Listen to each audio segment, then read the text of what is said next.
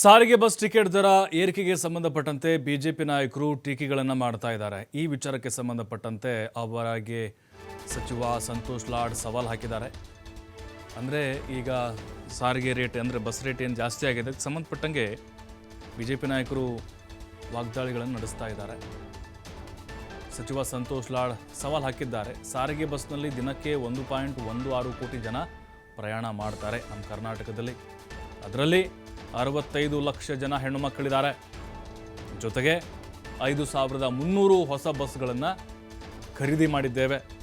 8,000 ಹೊಸ ಸಿಬ್ಬಂದಿ ತೆಗೆದುಕೊಳ್ಳೋಕೆ ಅನುಮತಿ ಸಿಕ್ಕಿದೆ.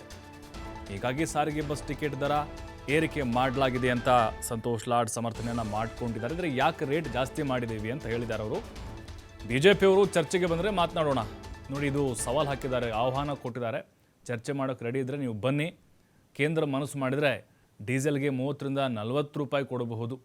ಬಿಜೆಪಿಯವರು GST ಬಗ್ಗೆ ಯಾಕೆ ಪ್ರತಿಭಟನೆ ಮಾಡಲ್ಲ?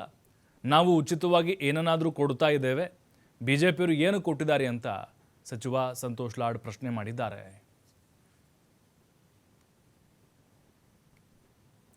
ನೋಡಿ, ಸಾರಿಗೆ ಬಸ್ನಲ್ಲಿ ದಿನನಿತ್ಯವೂ ಕೂಡ 1.16 ಕೋಟಿ ಜನ ಪ್ರಯಾಣ ಮಾಡ್ತಿದ್ದಾರೆ ಕರ್ನಾಟಕದಲ್ಲಿ. ಅದರಲ್ಲಿ 65 ಲಕ್ಷ ಮಹಿಳೆಯರೇ ಪ್ರಯಾಣಿಸ್ತಾ ಇದ್ದಾರೆ.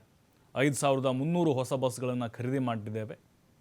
ಪೆಟ್ರೋಲ್ ಡೀಸೆಲ್ಲು ಮನಸ್ಸು ಮಾಡಿದರೆ ಕೇಂದ್ರ ಸರ್ಕಾರದವರು ಕಡಿಮೆ ಮಾಡಬಹುದು. ಅದ್ರ ಬಗ್ಗೆ ಯಾಕೆ ಧ್ವನಿ ಹತ್ತಲ್ಲ?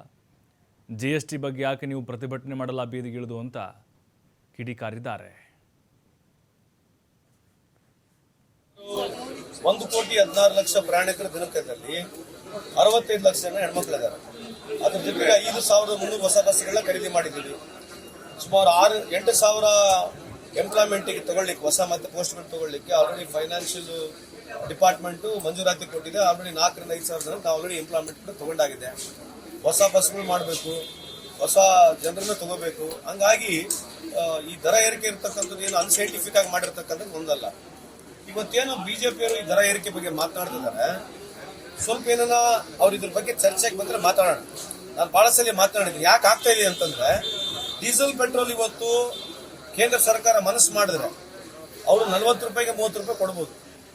ಇವತ್ತು ಕೇಂದ್ರ ಸರ್ಕಾರ ಮನಸ್ಸು ಮಾಡಿದ್ರೆ ಡೀಸೆಲ್ ಪೆಟ್ರೋಲ್ 40 ರೂಪಾಯಿಗೆ 30 ರೂಪಾಯಿಗೆ ಕೊಡ್ತಕ್ಕಂಥ ಸಾಧ್ಯತೆ ಇದೆ. ಯಾಕೆ ಹೇಳ್ತಾ ಇದ್ದೀನಿ ಮಾತಂತಂದ್ರೆ, ನಾವು ನಮ್ಮ ಅವಧಿಯಲ್ಲಿ, ಸರ್ಕಾರದ ಅವಧಿಯಲ್ಲಿ